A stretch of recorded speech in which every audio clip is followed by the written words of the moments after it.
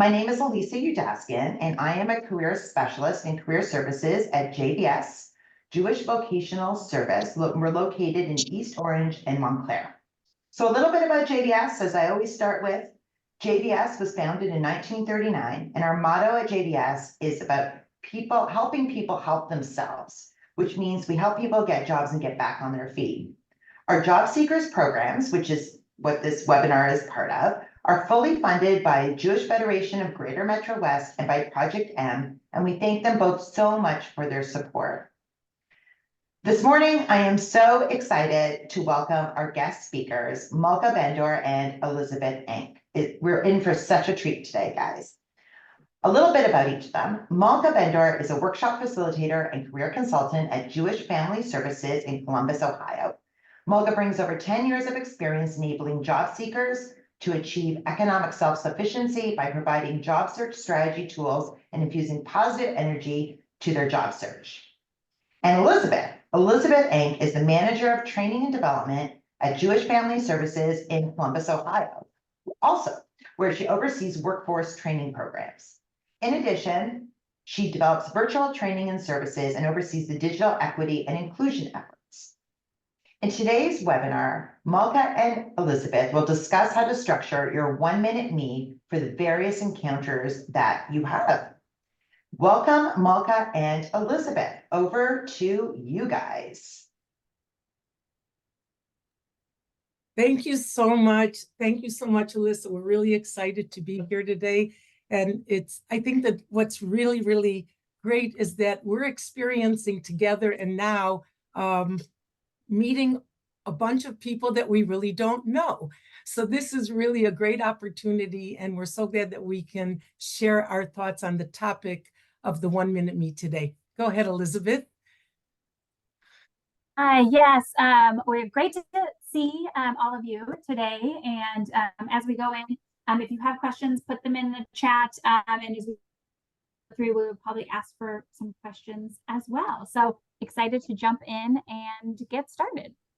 Terrific. Thanks so much. Can everybody hear us okay, by the way? Thumbs up. Everybody good? Alyssa, we're good? So as we're getting started today on the topic of the 1-minute me, the first thing that we thought about was, in all honesty, that people, not an applicant tracking system, is going to be the filter when sharing your 1-minute me. And it may sound a little odd to you that we're starting with this, but we work very hard. You guys work very hard to tweak your resume and make sure that it's going to go through an applicant tracking system with the hope that it won't get weeded out, right? But that's a process. It's a technology process. But in the world of the 1-minute me, right, we don't get a second chance typically. So we have to keep in mind that preparing to do our 1-minute me, even if it's been so natural in the past, that when we're preparing to do our 1-minute me and introduce ourselves and we're in job seeking mode, that we need to remember that it's only people that are going to filter us out or in and want to continue a conversation. So we wanted to start off by sharing this with you. Go ahead, Elizabeth. Another thing that we wanted to share before we get more into the details of the 1-minute me was a reminder that in order for us to prepare to present ourselves and talk about ourselves and feel good about what we're saying, that maybe we need to take a brief moment to think about where are we at. I don't know if all of you have seen the stages of the grief cycle. You may go through it with your coach. You may just do this on, you may be feeling it, but never really gave it a name. But once we become job seekers, right? Once we start accepting the fact, right, that it happened to us, that we're no longer working at our previous jobs, or it was not the best ending in the world, then we experience what's called this grief cycle. And every time that we've taught like the 1-minute me and we've gone into it, we always take this little moment of asking people to think about where they are, because ultimately you want to go, you from normal functioning, return to meaningful life, you go through all these different stages. And if we were a smaller group, maybe, you know, we would ask you where you're at because it's so critical. But keep this in mind, it's very legitimate. Everybody goes through it, but if you're going through different stages, figure out where you're at. Because again, once you got to get out there in public and talk to people, you really want to be thinking about, okay, where am I at so that I can do this in the best way? So we wanted to share this slide with you as well. Go ahead, Elizabeth. Another thing that we wanted to give you the opportunity to think about, and you're going to get these slides, is, and if you're familiar with the mood elevator, that's great. But just in case you're not familiar with it, it really, this mood elevator, right, it sort of represents our moment-to-moment experience. And sometimes we can't define it in the right way or use the right words to define it like we're feeling it. So we wanted to share this list with you from the mood elevator. And you should know there's nothing wrong with waking up in one mood. Of course, we all do that, but we have to constantly be elevating our moods during job search. We have to work hard at it, and everybody has a different way of doing it. I take long walks, I swim, I try to get out my energy in different ways. And if I'm feeling a bit of negativity, then I have to find something to help me feel better. Like right now, a Frappuccino, maybe from Starbucks, I don't know. But we wanted you to know that when you receive these slides, that you can look at this and you can look at the slide before and you can say to yourself, you know what? Whoa, I better like review the mood that I'm in. Where do I want to be? Because today I'm going to here and there, and I'm going to be talking to different people or getting interviewed. So it's important to be in touch with your mood and what mood you're in. So we wanted to also share this as well. It's something we do quite often because it's easy to push information on people, but we're all human and we're going through a different emotions, experiencing it. So I wanted to share this with you. Elizabeth, let's go to the next slide. Okay, so I'm not able to see right now the chat, but what we'd like you to do and be thinking about is how deep you can go into the chat. You know, when Zoom started a few years ago and we all during COVID had to go into this really quick, like, now we're only going to be meeting people virtually, right? Like, how are we going to tell them about ourselves? And it used to be just hi and this and that. And then as you've seen, and I think a lot of you are doing it, but for those of you who are not, one of your first opportunities virtually to be able to describe yourselves is to be able to put together a 1-minute me for chat introductions, where you're going in a little bit more to describe who you are, your affinities, why you've joined the session, what you're interested in, share your LinkedIn URL. And this information, I've been watching it. I watch the chat very carefully in our sessions as well. And then I save the chat, which all of you can do, because I'm so interested to see what people wrote about themselves. And honestly, if you save the chat and then you connect with people afterwards, you will get a much better snapshot of who you're connecting with on LinkedIn and what you have in common. So we're grateful in a way that we have this chat on Zoom, because it's really a practice for you and for all of us as to let's talk about ourselves a little bit more in depth. So bravo to the people who are doing it already, yay. But also practice doing this. And I think, and myself and Elizabeth, I think that you guys are really going to be able to say, you know what, I never thought about it this way, I'm doing it. If you've been doing it forever, bravo to you as well. So here, congratulations. If you're doing this, great, you're already on the right path. For those of you who aren't doing it, please adopt it. So Yeah, this so is Malka, yeah. Malka, this is Elisa. The only thing I would add is that some people might not know how to save the chat. So at the bottom of the chat, there are 3 little dots, and you press more and you save, and then it opens a box for you and you can just drag and drop that onto your desktop. And questions that we get often is, you know, people want to reach a list or something of our attendees. We don't give out our list of our attendees. So if you want people to reach out to you, okay, then put your information in the chat because you've made it public and we're going to save it. Thank you, Malka. Yeah, no, you're welcome. I'm so glad that this is one of the features of Zoom. I'm really happy about it. All right, Elizabeth, let's go to the next slide, please.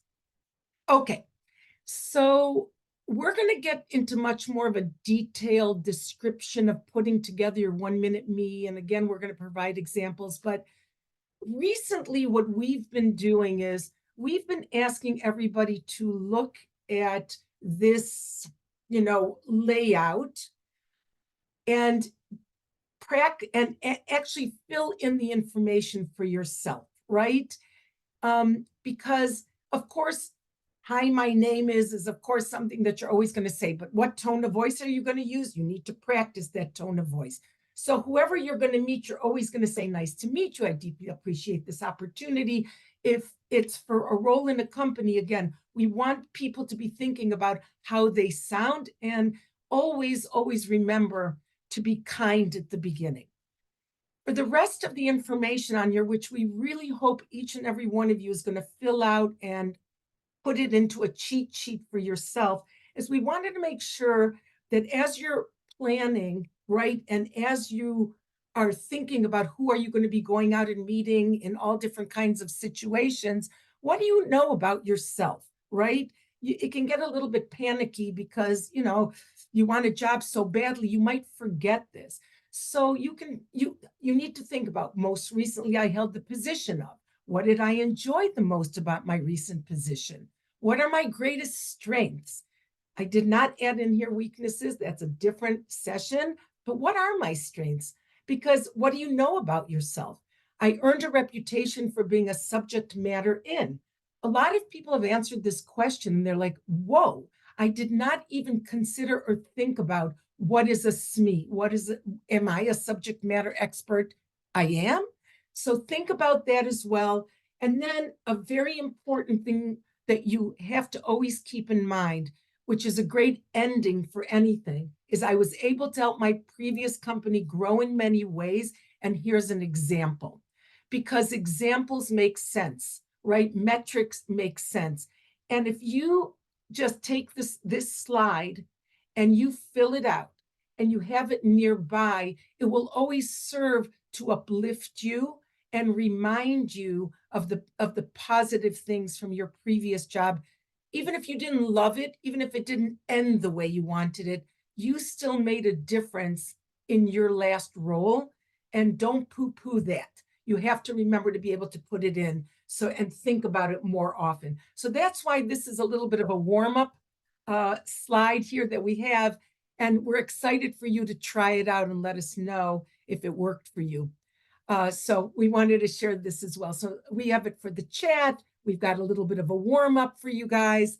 And let's go ahead and go to the next slide. Oh, also, I think I see something here about soft skills. When you are talking about your soft skills, Elon, I saw that you had asked that, sorry. Yes, anything that you want to put in that you think represents you in the best way. Strength, if one of your strengths is your soft skills, you can put that as well.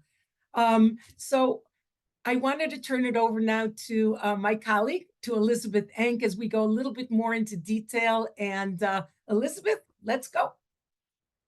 Right. So what is the 1 minute me, right? We kind of started talking about it, but want to give you more of a definition of what it is. So brief definition is it's a concise self-introduction, right? That highlights key aspects of your professional background, skills, and career objectives. So that's kind of the standard definition. You might hear it called an elevator pitch, right? Sometimes people will talk about a 30-second commercial, right? There's different ways that we talk about this, but it's basically this introduction that you're using throughout job search, and really even outside of job search. I mean, how many times do we run into people or connect with people, and often those questions lead to, so, what do you do? Who are you? Those types of things. And so being able to craft something, number one, is going to make sure that you have something ready that has all of the important and relevant information that you want to give somebody. If you're just thinking of it on the spot, you might miss something, right? And not put that thought into it. And you also want to make sure that you're coming across confident, right? That shows, oh, wait, I know who I am and I know what I want. and I can communicate that with somebody. So we'll go through the many different ways that you can use this as well. And it will change. We'll give you a template, but ultimately, depending on the situation that you're in, whether it's in a Zoom meeting, whether it's in person, networking, a random person that you are just meeting for the first time in an interview, right? Whatever that is, you'll be able to tweak it. So it's good to have kind of that base and have some information that you're on the ready, feeling good and confident to share as you move forward. Ultimately, this is a key to networking, right? So networking is something that some people cringe when they hear, some people love it, and others are like, oh, that feels like kind of a yucky word. But it shouldn't be. It's really a mutual beneficial relationship, right? Is the real definition of networking. So we're not talking about schmoozing and selling yourself and figuring all this stuff out. It's really just having those conversations and getting to know people. And some of those people may be able to help you out, and you may be able to help some of them out. But this 1 minute meet is really a key to those conversations and to get the ball rolling. And I think it's remembering this is the introduction. It is a back and forth. And so you're not having to have this whole speech, right, that you give every time. You're just starting the conversation, giving some information, and then you're asking questions and they're asking you more questions. So we're just getting that started. So in terms of networking, you might have heard networking is the #1 way people get jobs. Networking, right? We talk about it all the time because it is really so important. But how important is it? So a couple of stats. More than 70% of people do find jobs through networking at one time or another. So it is really important. And even if you have to still, again, apply to a job online, maybe it gets your resume in front of somebody sooner because somebody knows you, or maybe it opens up an opportunity that you had never heard about or something like that. So the majority of people, though, and probably a lot of you, have found opportunities throughout your career path through networking at some point or another. And if you haven't yet, you probably will. The other, I think, important thing about networking is there's research that's shown, study out of Stanford had shown that the greatest job mobility comes from moderately weak ties. So what does this mean? This means that it's not the people that are closest to you, kind of your first connections, as we think about like LinkedIn. It's those connections of connections, those people that maybe are acquaintances of you or that you get introduced to by somebody that actually offer more opportunities to you than somebody that you already know. And that's really just because they're in different kind of circles, right? You probably know a lot about the same opportunities and employers and things that are out there as people that are closer to you. As you get a little further out, that can really open the door to new people that you've never met, right? To new connections that they might have with different employers. So really thinking about that piece and networking and why we keep saying it's so important and you have to network. It is really for these reasons. This is really why it can open up those doors, and meeting new people and making those new connections is just going to help you along the way. Okay, so when do you use it? These are a few examples, but there are many more probably out there. It's hard to list all of them. But here are a few kind of common ones that we think about. Interviews, the tell me about yourself question, right? That starts most interviews. And the good news is you're like, okay, I know it's coming, right? So I can prepare for it. A lot of people get stressed out by this and they go, what do they want to know? So we'll talk about that, right? And this is why it's good to have that kind of template that outlines what you want to say, what those talking points are. But this is really something that can be used in that first question. Let's start that interview off strong.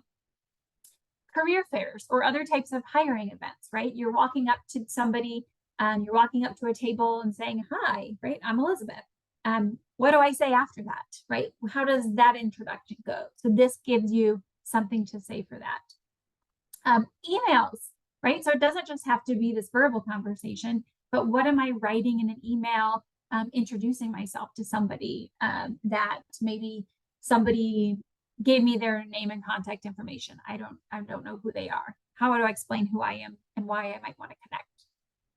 informational interviews, right? Maybe I'm talking to somebody and wanting to learn more about their career path or that employer. So how do I make those introductions? Meeting somebody new, right? What if you are sitting on a plane next to somebody and striking up that conversation, and it inevitably leads to, so, you know, where are you from? What do you do? How do I have that conversation? And especially if I'm job seeking right now, how do I have that conversation to, again, open up doors and maybe have that lead to some more opportunities? And as we mentioned before, even, you know, these video meetings, your Zoom chat introduction, having something ready to go. I mean, in this case, if you're doing a lot of these workshops and online meetings, you can have something typed up and ready to go that you can copy and paste, right, with your LinkedIn URL and a little bit about you, and just put that into the chat, and you're ready to go for those meetings and to be able to connect with people. So it's really something that can be used in a lot of different situations. Okay, so how do I build it and what do I include? So that's what we're going to walk through next, is a template. This will give you some kind of main ideas and talking points, but remember, and we'll give you some examples of how this can be flexible depending on who you're talking to and what kind of setting it might be. So first point, who are you and who do you help? And that might sound kind of different because you might not necessarily think of yourself as a helper.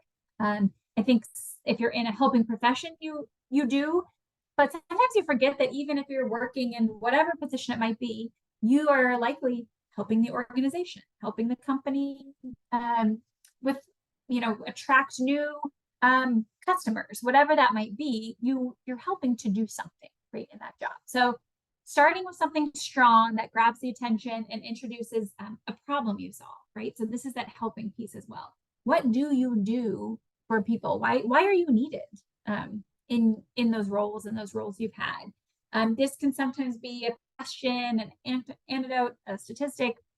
So there's different ways. And again, depending on if you're saying it verbally versus typing something out, that can make a difference. But kind of start thinking about, you know, who you are and who do you help.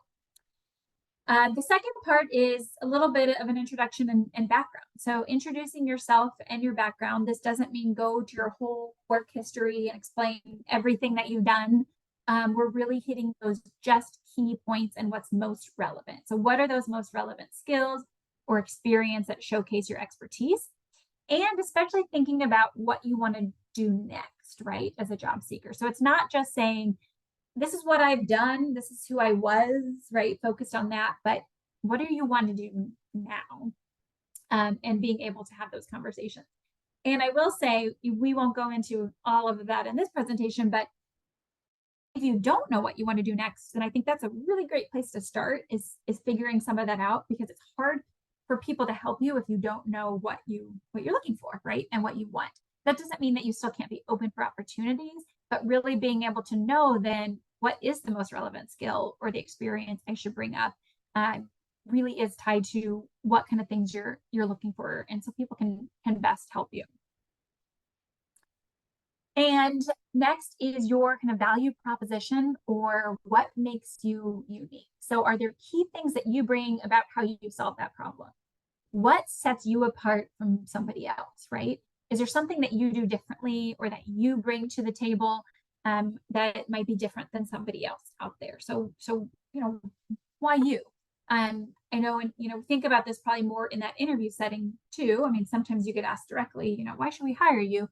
But you're always trying to convince them that, right, you're the person for the job. So what do you bring to the table? What makes you unique? And then the last part is, can you relate this opportunity to your goals? And again, this is where you can tweak it a little bit for that conversation. So if it's an interview or a job fair, you already know who that employer is. You're going to want to connect those dots for them, right? So connecting those skills and experiences to that, ending, you know, with that kind of connection background. And we'll give some examples to that. And the other piece is that kind of action step, right? What do you want next, especially in these networking conversations? Do you want to connect on LinkedIn? Do you want to try to set up an informational interview? What's next, right? Where does this go from there? And how does that look? So let's go through kind of some more language that you can use and some examples for this, and then we'll give even more examples as we go in a little bit here. But okay, first one, who are you and who do you help? So it could say something like, I'm Elizabeth Enck, and I help people develop their skills and find fulfilling careers, right? So nothing too complex, right? Nothing too hard, but if you haven't actually thought about it ahead of time, right, it can be a little more of a struggle. So the introduction and background.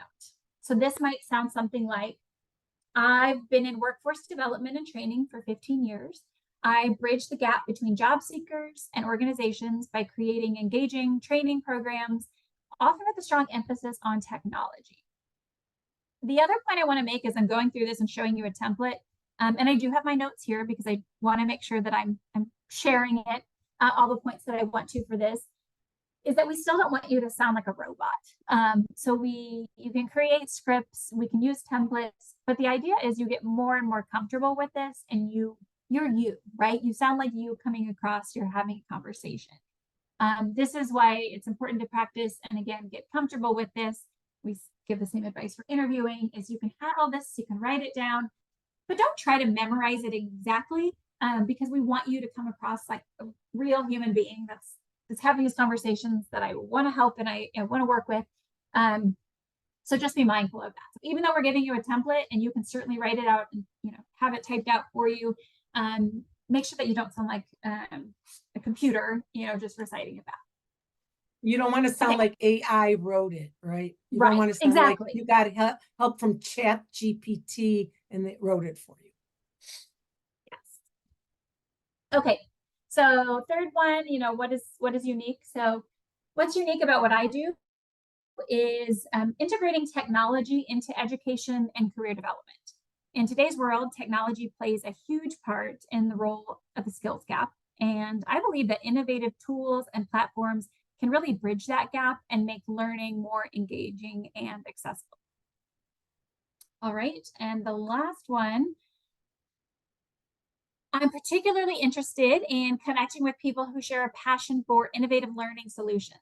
Would you be open to connecting, right? So simple kind of action step, saying what I'm wanting from that conversation. Again, it will look a little bit different depending on who I'm talking to and what that setting is, but I can piece all of these pieces together and it doesn't take that long, right? We can do this in less than a minute to be able to craft something and have that strong opening that really gives some key information about what those skills and experience I have, and ultimately what I'm looking for those next steps. Okay, I'm gonna pause there real quick. Yes, please jump in. And if any, so I think that, what I just learned, the word that I heard that you used so much here was technology and solving problems with technology, or using your creativity with technology as I was listening to this. So I wanted to share that I think that as everybody's writing this or thinking about it, right?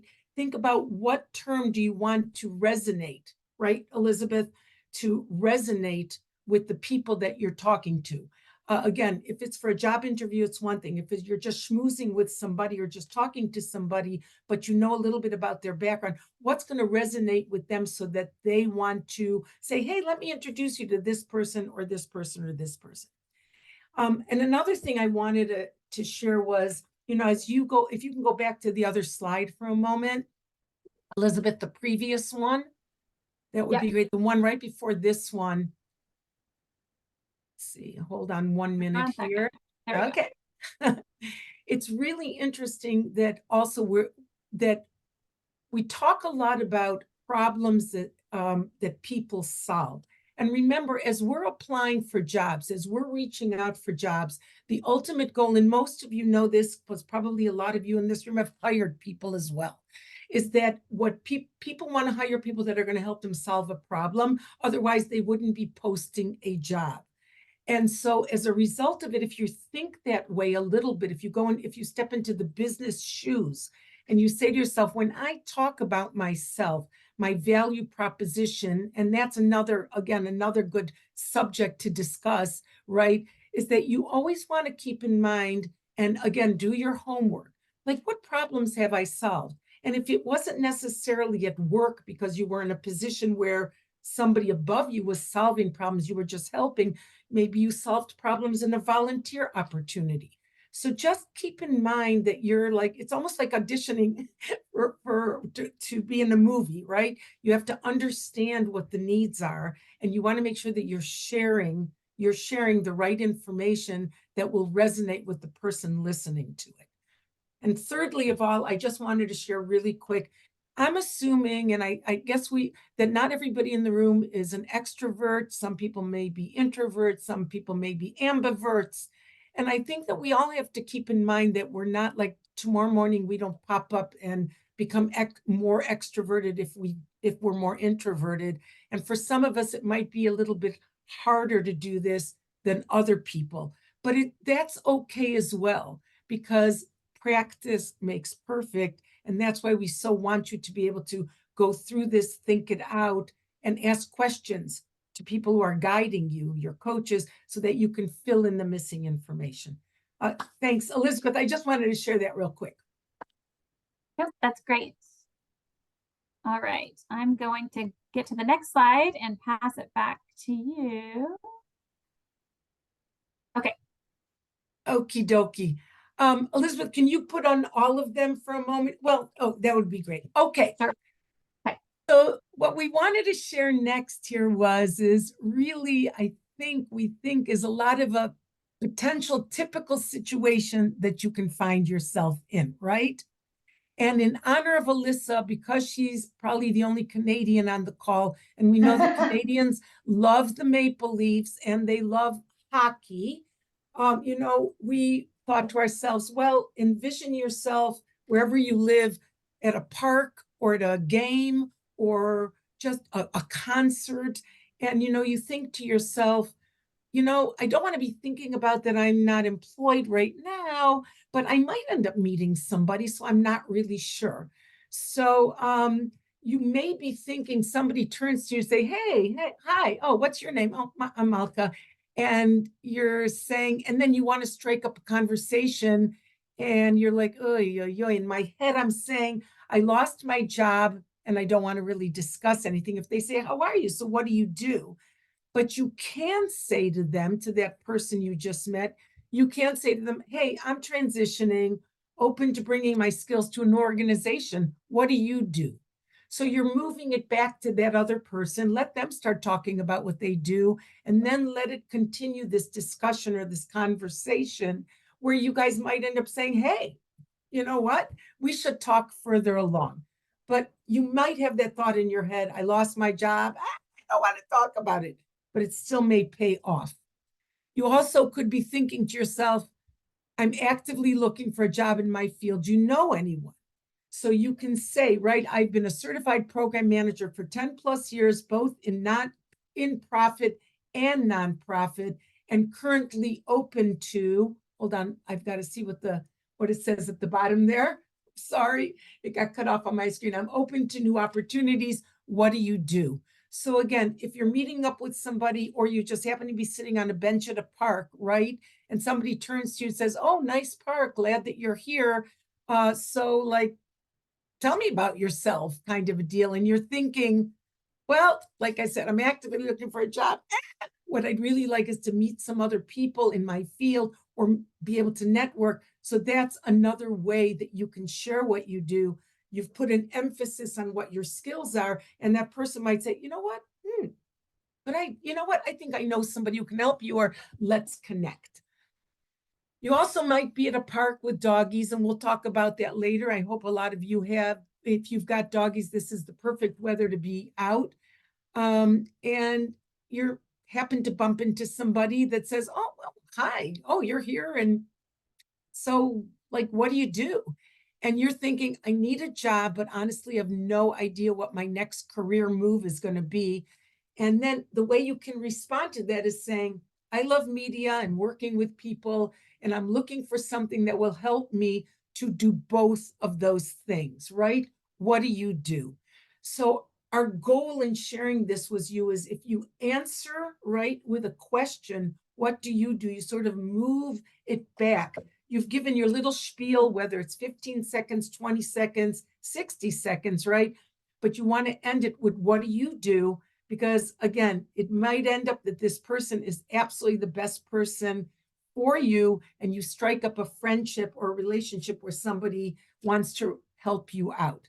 And of course, you'll choose to reciprocate afterwards. So we wanted to sort of give you, I'm sure in your minds, you're all thinking about where this could happen, or where it's happened to you in the past. And if you've had a negative experience with it, put it in the chat as well, something you wouldn't say, and that's okay as well, which has not worked, because we can all really like learn from each other. So that's what we wanted to share here. And Alyssa, we love you. That's why we put in the maple leaves in there. Thank you. We do. We also love sports in Ohio, by the way. Okie dokie. All right. So Elizabeth, you want to just explain what we're going to be doing? Sure. So the next kind of few slides, we're going to be kind of doing a role play, right? A demo of how these might sound in these different situations. So I will be the job seeker, and Malka will play several different roles in today. She'll be the great actress. And we will talk about how to use these, and you'll be able to hear how they change a little bit for different situations. So we'll start with an interview, right? That tell me about yourself question. Okay. And the key to this are these things, these bullet points here on the slide too. I'll mention real quick, right? We're highlighting the background, passion, selling points, and we're connecting it, to that job we're interviewing for. So I'll let Malka start.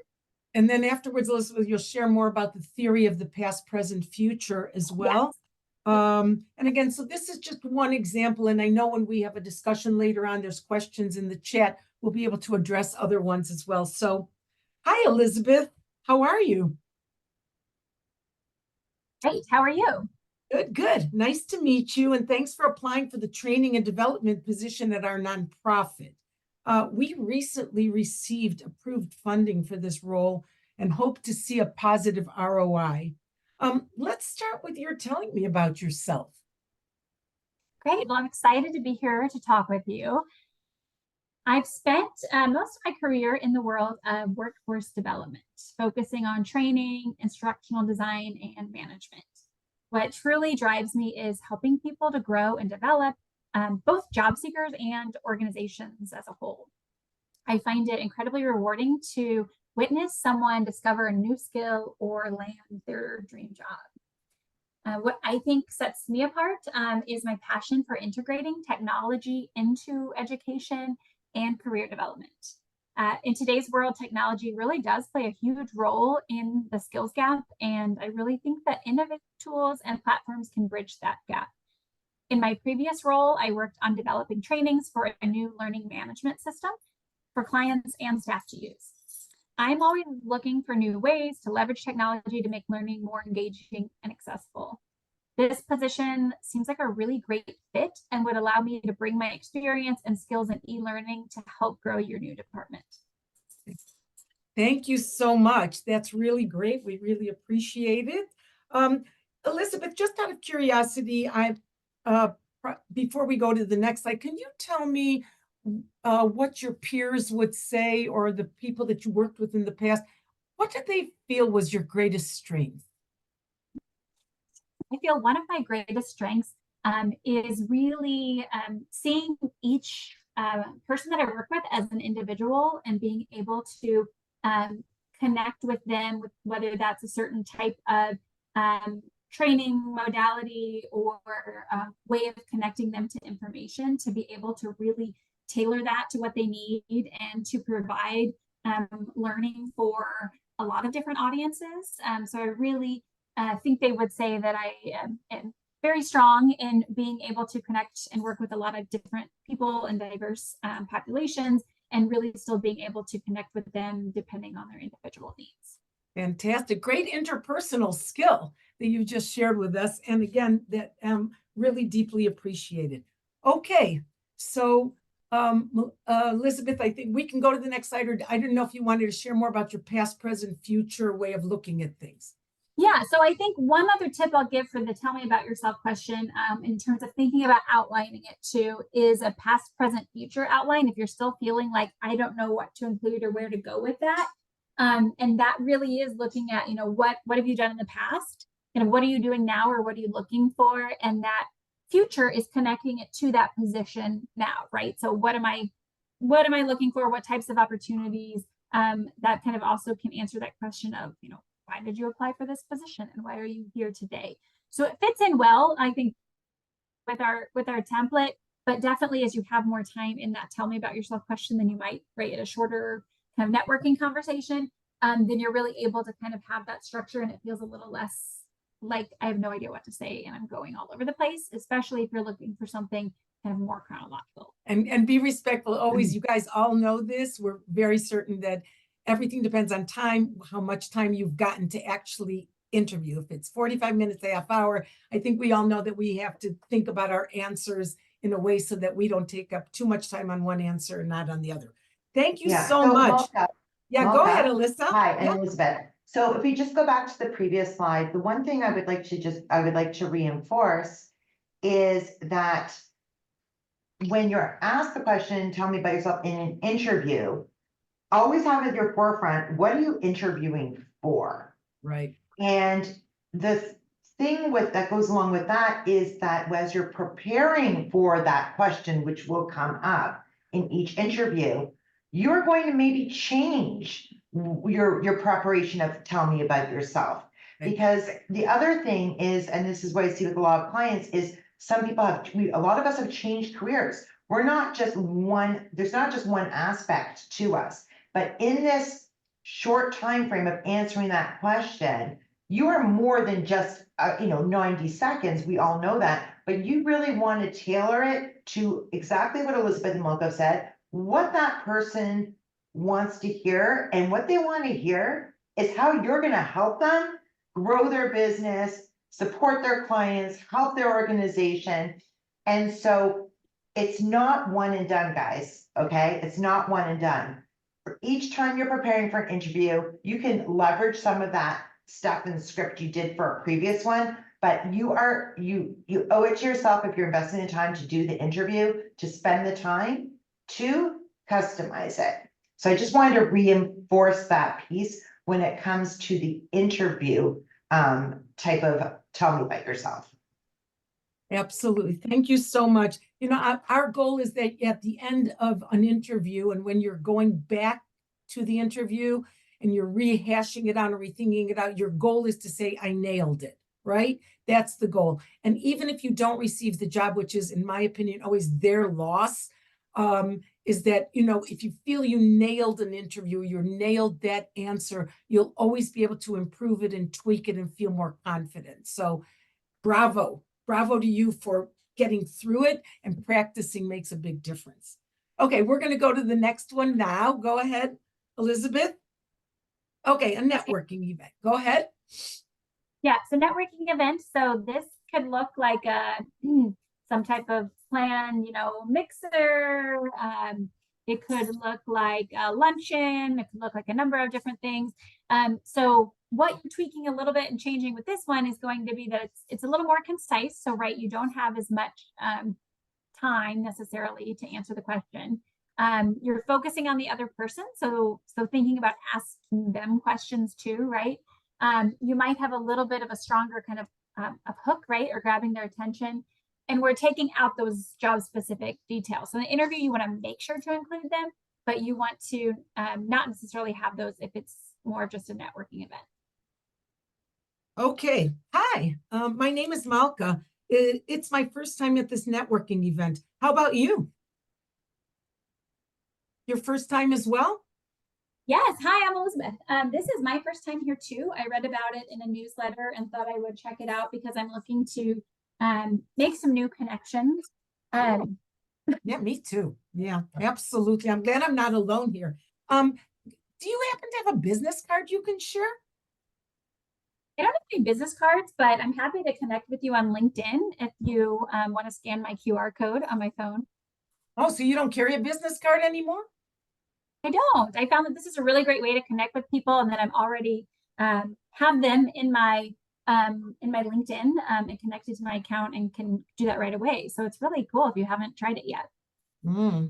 Cool. You know what? I'm just curious, like, what's your industry? Like, what do you do? Like, mine is in the nonprofit world, but Like, what's your industry?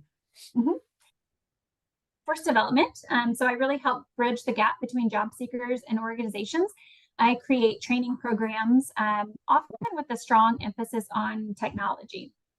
For instance, in my previous role, I developed some e-learning modules for a new learning management systems to be able to trainings for both like our clients and our staff.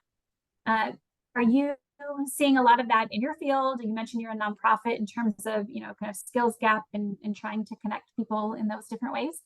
Yeah, definitely. Absolutely. Yeah, we have those kind of challenges all the time. I mean, in my previous job, definitely we had it, and I'm hoping in my next one, I'll be a little bit savvier in technology and the company will be as well. But I'm so glad that you came today. It was so nice to meet you. And it's pretty cool that I could just scan your QR code. Yes, I no, hope this is great. I'm glad we're connected now. We'll have to follow up with this. maybe we'll find some things that we have in common on LinkedIn. Okay, go ahead, Elizabeth, if you want to just share anything else. But networking events are really the best place to just, you know, bump into somebody, sit down next to somebody. Everybody's got the same plan in mind. They've come here to meet somebody. They've come to this event. And the networking events is a lot of people, they sort of shy away. They're like, I'm not sure. Is it for me? Is it not for me? I went to an event a month ago just for people in the techie world in Columbus. And I was like, one of my job seekers told me to go. And he goes, what do you care that you're not necessarily in the techie field? He goes, you're going to meet so many cool people there. You never know. And I did. So, it's worth taking the risk of going to a networking event than not taking the risk. So that's how I didn't know if you wanted to add anything else, Elizabeth. Sorry. No, great. I wanted to add something about a networking event. So to build on what you guys were saying about, some of us, like, absolutely, it's just horrible thinking about having to go. We're introverted, or you might appear that we're extroverted, and we're still nervous about it, especially if you're going alone. What I always do is think I can learn from everyone. I can learn from anyone, and having that curiosity. So if I go in, I don't go in thinking I have to tell 5 people about myself. I go in thinking I want to learn and meet 5 new people and learn. I want to meet 5 new people and learn from them. That takes the pressure off my elevator speech about needing to talk about myself. Of course, I end up talking about myself, but it's more about, and I love how you guys framed it. What can I do to help you? Remember, guys, you're looking for a job. We want you guys to be getting jobs, and you're looking for a job. But if you have that frame of mind of not only what I need, but what I can do for you, the conversation will naturally happen, and it will feel really, really good. But it'll help that connection with that new person even more if you have that approach going into these networking events of, can I meet new interesting people, and what can I do to help others? If you've been in job search for a while, depending how many, whether it's a month or 2 or 3 or even more than that, 6, 7, 8, however, networking events give people an opportunity for a fresh perspective. And sometimes that's honestly what we need. We can't keep up with everything and all the changes going on out there, but other people that we meet can give us different perspectives about their industries and their job search. So, all right, let's go to the next one. Elizabeth, you're so cute. Oh, okay, sorry. All right, so this one is about unplanned encounters. Go ahead, Elizabeth. You want to share some of your thoughts on it?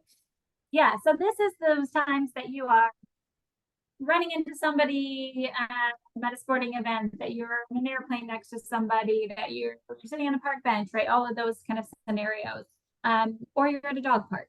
And so you just want to have something, again, a little more simple and clear, that kind of focuses on what you do, knowing you don't know what background, industry, anything, right, about these people. And it's going to have more of a conversational tone, right? It's different than that interview question that you've prepared and you're purposely making these connections. It really is just a conversation, but you can still think of those key points that you want to make, right? Or what you would want to share with somebody to make those connections. Terrific. Hi. Oh, I love this dog park. Is this your first time here? We just got a new dog. His name is Solomon, and we are trying to socialize him. So we thought we would check this one out. What kind of dog is it? He's a pug. Cute. He's really cute, and he seems so soft and gentle. What did you say his name was? Solomon? Yes. Oh, that's so cute. Yeah, my doggie's name, her name is Rosie. Well, it's nice to meet you here. Like, where do you work? Like, what do you do? I mean, this is the greatest place for people to be able to just talk about themselves. I love it here. Looking for new opportunities. So Oh. I help people develop skills and find fulfilling careers, which is kind of really exciting to get to do. In my world, I love to create learning opportunities using technology to really help to bridge that gap between employers and job seekers. And I'm currently exploring opportunities in the nonprofit and education sectors. You know, Tell me a little go ahead about what you do. Oh, I'm actually, I work in customer service and I'm on the phone a lot. It's not during the day I can go to the dog park because I work a night shift. I want to also be able to change careers, and it's really cool to learn from you. I'd love to hear more about what you do so that I can find something that I really am passionate about and I like a lot more than what I'm doing now. It's nice to just talk to you. So thanks. I hope we can stay connected. So, and I do want to tell. I'll move the camera real quick because the real life Solomon has decided he wants to be a part of the presentation today. Okay, so we've got Solomon here. Okay, terrific. So again, we all have unplanned excursions and what we do and where we go, but definitely being outside versus inside helps to meet people randomly. And again, you just never know. Let's go to the next slide. I want to be respectful of timing here. So we'll go to the next slide. So the tips that we wanted to share here was when you're presenting or when you're preparing and you think about what mood are you in and you go back to that mood elevator, then you really want to ask yourself, you know, where am I at? And where I'd like to be at is to be enthusiastic and confident, right? You want to show your passion for your field. You want to have the eye contact. You want to speak clearly, confidently, use positive body language. I know sometimes you might say, you know, that's just not me. I can't act. I can't act. But honestly, when we're looking for a job, sometimes we do need to act just a little bit so that, because maybe it's just we're not feeling good or positive just for an hour. We've just felt this, but we don't want, and next hour we're good. So we want to make sure that we're showing that side of us. Elizabeth, do you want to talk about practicing? Yes. So it is key, as we mentioned before, right, not to sound like a robot or a computer, and being comfortable with this. So this is where practice is helpful. And there's different ways that you can do that. So maybe it's just, again, talking to a friend and be like, hey, does this sound okay? Or record yourself, right? We all have technology now that makes it pretty easy to record ourselves. And so, you know, use your phone, and we don't love to hear what we sound like, but it's a great way to make sure that we're getting in those main points and that the words coming out of our mouth are ones that sound like us and we are confident in that. So same thing again with this, as I would tell someone for an interview, is the more that you say it, the more comfortable you are and the more confident that you appear. And it doesn't feel like you have to memorize something, right? These are just your words about yourself. So being comfortable with that and practicing it, and put yourself out there, right? Go to these events, show up. It might, again, be uncomfortable, but the more that you say it and the more that you do it, right, you'll feel more comfortable, and ultimately you're making those connections as you do it. There's a lot of people who use mirrors, right? They just stand in front of the mirror. It's their happy place. They can stand in front of it. People also do, they ask a friend to record them outside, where, you know, wherever you can do it just to hear yourself. Some people say, oh my God, I talk so fast. I talk slow, et cetera, et cetera. So it's always, it might be like awkward. You might feel awkward, but it's such a big payoff in the end. And we're going to talk a little bit about following up now, and this whole world of the thank you message, email, you know, how do you reiterate your interest and express gratitude? There's so many ways that you can choose, right? First of all, you have to remember that you must thank people. And then you're going to say to yourself, should I leave a voicemail? I don't know if they listen to voicemail. Should I send them a text? I don't know. We're really not good friends yet. I guess I'm going to send them an email. I just hope it doesn't go into their spam. So there's a lot of different things, right, that we think about. But one thing we know for sure is that saying thank you is always really important to whoever you meet. And again, if somebody just exchanged, if you started texting, you want to do that as well. Of course, for an interview, it's critical that you do the thank you right away. Our philosophy, at least at Jewish Family Services in Columbus, is that we ask the people that we work with to please say thank you, like almost automatically, immediately. Make sure the subject line says thank you for the interview, and we ask to send a short email on it. We don't particularly believe in the wait 24 hours. That's a long time, because if they're going to interview 10 people after me, I want to be the first person who has said thank you. We gave you sort of a thank you letter format here that we really highly regard. We want to just share with you that it's critical to proofread. We'll show you a few of them in the next slide. And also, what's really come up recently is the professional email salutations, right? Do you say dear? Do you say hi, hello? If you guys can put in the chat what you think is the right one, we would love to learn from you as well. I typically do hello, or I use greetings a lot. And I've learned from job seekers over the years, they're like, Malka, I think this works best, or this works best. So always share that. We don't recommend the word hey, Elizabeth, thanks so much. And there's a lot of philosophies on salutations. It's the same thing. How do you end it? All the best. So we really believe that as professionals, we've all practiced writing emails a lot. I think the most important thing is keep it short. People don't read long emails, and just do it as quickly as possible. Elizabeth, you want to go? Oh, and proofread, right, Elizabeth? We have to proofread. Oh my God, the typos are the worst. So here's a few examples. Elizabeth, did you want to read off some of these? I don't know if we'll have time to be able to read through these, but you'll get them in the slides. But we've got some different examples of the times that you might use them, right? So after an interview, connecting with somebody, and then even after connecting with somebody that way too, so that you can kind of see and get some of the language. Alyssa, are we doing okay on time? Or what's your, we see it's 11. So, no, this is all good. So we definitely want to open up for questions. People are asking, putting a lot of things in. Oh, you're done? Yes, so we wanted to I thought you were. Nope, we just wanted to make sure that, we wanted to, I should have said we were wrapping it up. Okay. Okay, this was great. So thank you, Elizabeth and Malka. This was so good. The chat has been really robust, which has been really, really wonderful. So for everybody, we have about 25 minutes now for questions. Do you want to stop sharing, Elizabeth, or?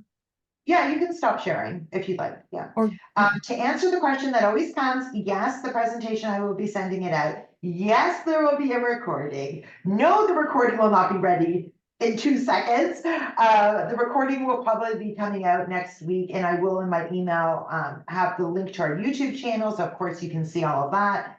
And so I had 2 people that I saw in the chat had questions. So we had Kelly and then Lydia. And then I will watch the chat now. If you have a question, please put it in the chat, and I'll try to do everybody in order. So Kelly, did you still have your question for Malka and Elizabeth?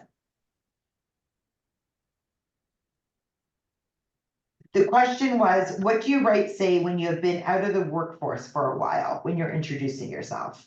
Do you have any suggestions? Elizabeth, do you want to take that, and then I will? I can go ahead. That's a really, really good question, and I'm grateful that you asked it.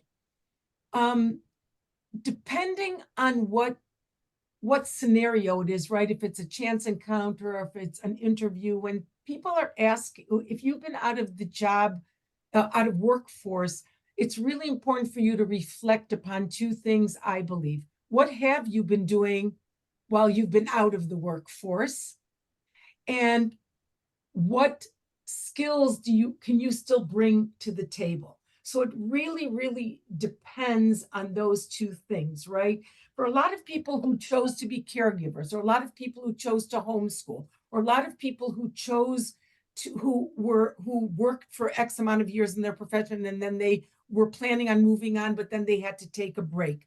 It's really reflecting on what you've done, and to focus on the good things that you did and what you can bring to the table. We always say that whether you're a caregiver or a teacher, or you stayed at home raising kids for any kinds of number of reasons, right?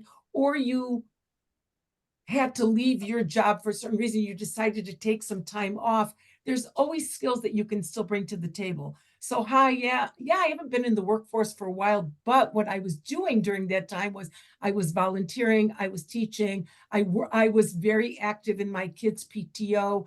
You know, taking care of my parents really gave me this experience in working in the healthcare industry.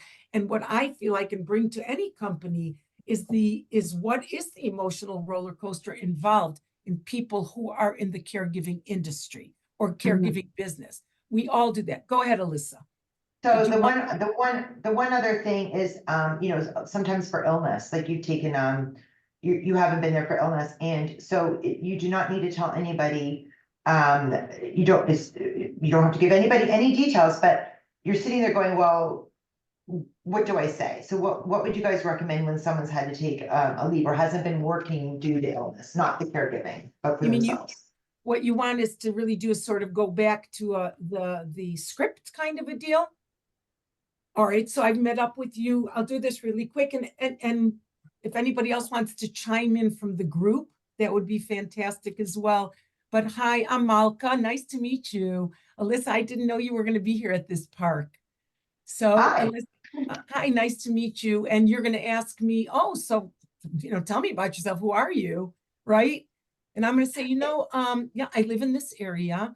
And I actually have been taking care of my parents for the last 8 years.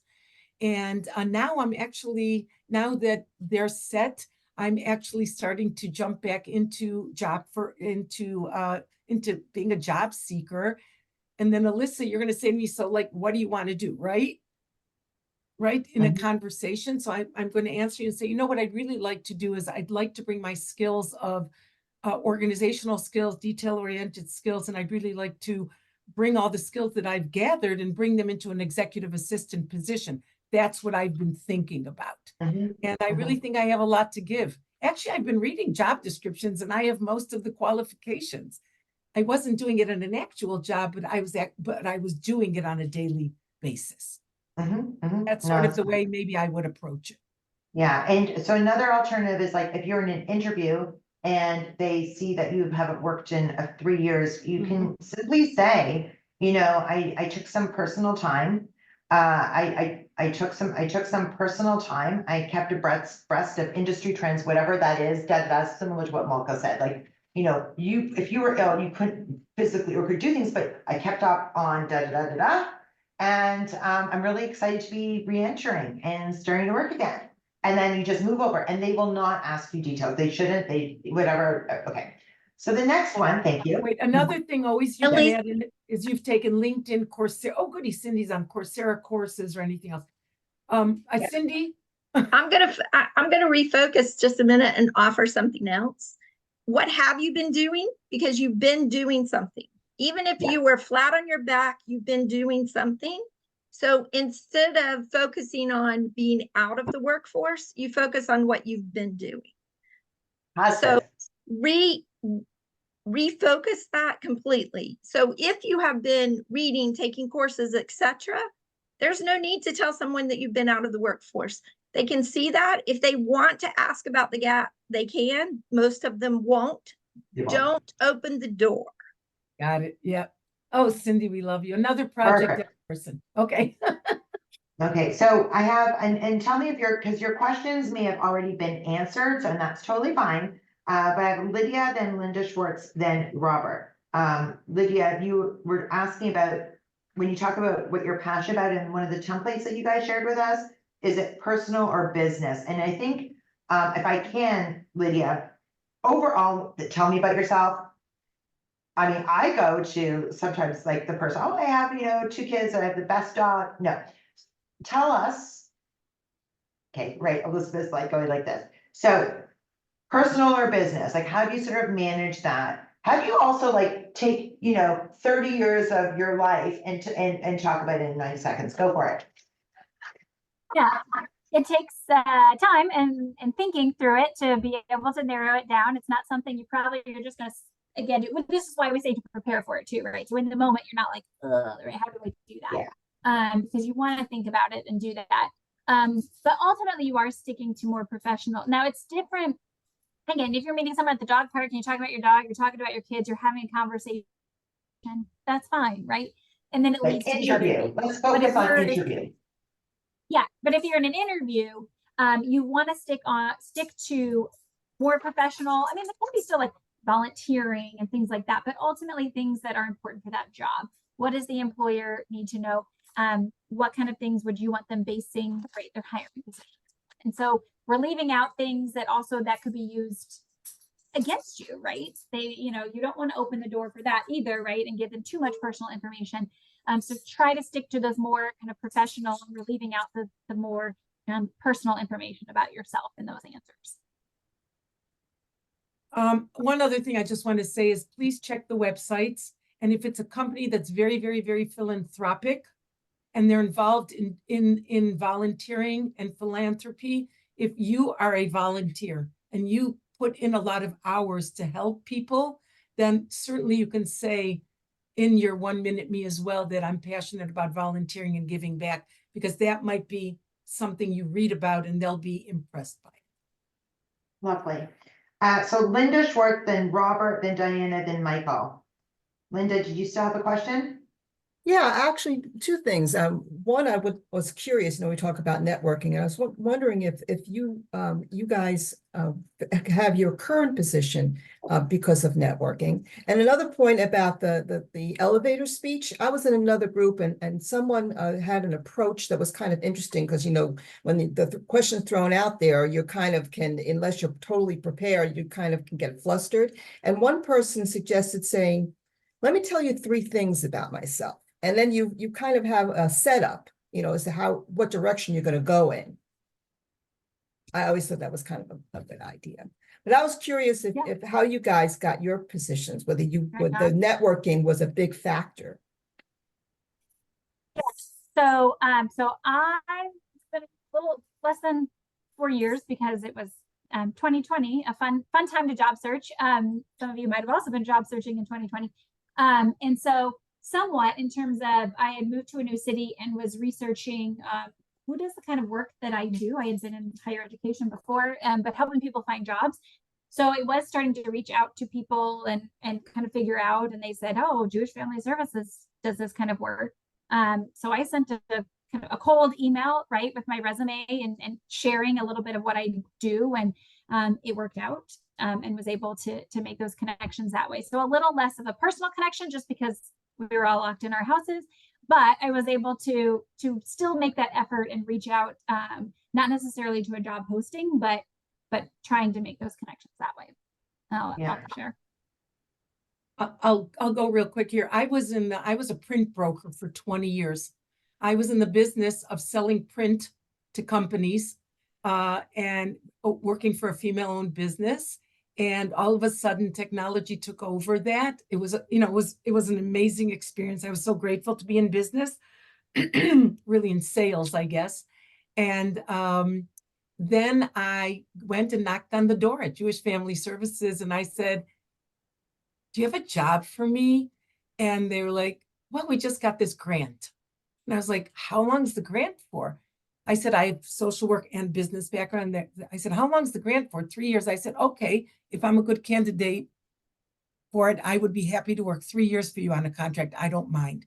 And that's how I started my almost 13-year career at Jewish Family Services. And I have a different situation. So my current job, now that you asked me, but I'll answer. My current job is because I started volunteering here. And it started with, I sponsored Ukrainian refugees. Somebody asked me to help out their family member. And that led me to website and finding all the JDS. And then I started volunteering and voila, it took a while, you know, so that's how I did that. But my previous jobs were all through networking, guys. So that's. Thank you so those are the much, answers. guys. That was a great question. Okay, Robert, do you still have your, oh, sorry, Malka, you're on mute. Oh, I think Cindy's got her hand. Did you have your hand raised? Yeah, Yeah, so my last 4 jobs have all been through networking. And most of my jobs prior to that, mine is somewhat similar to Elizabeth's. I was making a move and said to a handful of people, who do you know in this new city? And those were all my initial networking contacts in a city where I knew no one except my spouse, who was already there. So yeah, and it almost always, Elizabeth brought this out, it almost always is not your immediate connections. It's almost always your second, third degree connections. And it's not the kind of networking that you think it is. So don't be afraid to make those connections. Thanks for letting me chime in. excellent points. I love that point too. It's not the immediate connection, it's who they may know. By the way, that's how I got my previous job. Okay, excellent. So Robert, do you still have a question? Yes, sorry for the delay. I had a little Wi-Fi issue. So, well, first of all, I had a 2-part question. Like, how often would you say in an interview, the first question is asked, tell me about yourself? Would you say, like, what % would you say it's about? Pretty high. And even if it's not a specific, they could word it a little bit different, but it means the same thing, right? So it's kind of we'll start with telling us about a little bit about yourself, or they'll say, oh, you know, tell us why you're here today, right? It might be Yeah. worded a little different, but it's going to be some type of opener that what you're going to respond with is majority of the time, right, going to be that type of answer that you're going to give to however they word that question. Sometimes it's like an icebreaker in a way. I mean, they want to start off by getting to, you know, they've got to warm you up a little bit. So. And when you answer the question, should you try to be like, say, like as long as you can, or do you want it to be like more of a basic thing? Yes, so you don't want it to be as long. It's that balance, right? You still want to have concise answers in an interview. Sometimes people go too short though, and they don't give enough detail. So it's finding your balance, which is like practicing is always so important.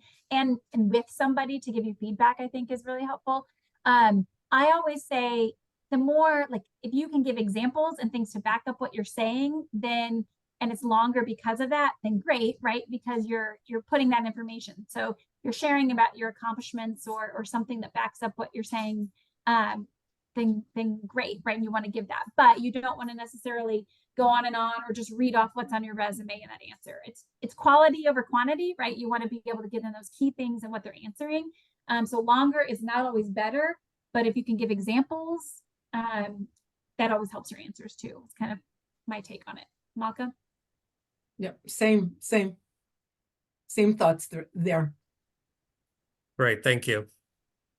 Okay, so Diana and then Michael Albers. I'm just wondering, how do you figure out what makes me unique? How do we answer that question? That's my question. The answer to that question, Diana, first of all, I know you and you are unique and you are wonderful. So I just wanted to know, I wanted you to know that, but there. You know, Cindy, do you have thoughts on that unique question? I think I'd like another person to give it as well. Go ahead. So if you're trying to uncover that for yourself, start with all the things that you are, and then think about what's a little bit different or a little bit unusual in your profession. So if your profession requires that you be detail-oriented, etc., but you also are a good connector of people, you have good human relation skills, then think about what is a little different, what adds value in you and keeps you from being just another programmer, another program manager, etc. Think about what sets you apart. What are your key points of difference? Ask 5 friends. What do you think is unique about me? That will help you with that as well. And Diane, you have many unique skills. This does not compute. I do not think I'm any different or any Then whatever. call me, because Anyone I've got a else. list for you already. Call me. Okay. Thanks. Wonderful. I think in the world of the 1 minute me and just for the whole group, and we're so grateful for you guys staying on. I think, we all look all the time. We ask ourselves what differentiates us and what makes us special, because we know we're competing in the job world, right? And sometimes we're puzzled by how people make those decisions. So we have to work on making sure we're selling the best thing that we can offer to a company, for sure, how we're going to help them make money and how we're going to do that. And we also have to have the examples ready to go. And then all of a sudden you start understanding what makes you more and more unique. So thanks. Hey, I was just going to suggest that she looks at Strength Finders 2.0. Have you ever done that, Diana? You learn a lot about yourself there. At least I did recently. So. Okay. Strength Finders, I learned so much about myself on Strength Finders, and you can I have walked into interviews where I've seen the book on the interviewer's bookshelf. You can start a conversation like that. Yep. Yeah, Okay. and these will be unlike any, in the 1970s, the book was What Color is Your Parachute? These are strengths that you've never heard of.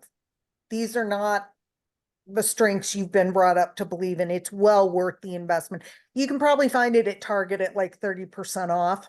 Yeah, it's not expensive, and It's not well worth the Excellent. investment. Excellent. So It's thank actually you guys. And we're going to have, as you all know, we have 30 minutes after this where we can all talk with each other, which I can't wait for. This was such a fabulous session. Elizabeth and Malka, thank you so much. You gave us practical tools to use for a 1 minute me. You were entertaining with the role plays, gave real life examples. You could see that everybody really, really enjoyed and got a lot out of your session. I also want to give a shout out and thank the Jewish Federation of Greater Metro West and Project M for funding our program. Because of their funding, we are able to make this available to all of you to attend. I want to just end by telling you guys about the next session, which is going to be on Thursday, May 16th. So it's a little bit longer of a gap that we're used to, but Thursday, May 16th, Building Emotional Resilience and Self-Care with Kelly Sachter from Family Connections. And I want to wish you all, everyone who celebrates Passover, I want to wish you all a very happy and safe Passover. So thank you very much. We want to also say thank you for inviting us on behalf of our Jewish Family Services, and tell everybody in the room, thank you so much. You are here. You really, bravo to you for going through this, and we're here for you, all of us. So thanks.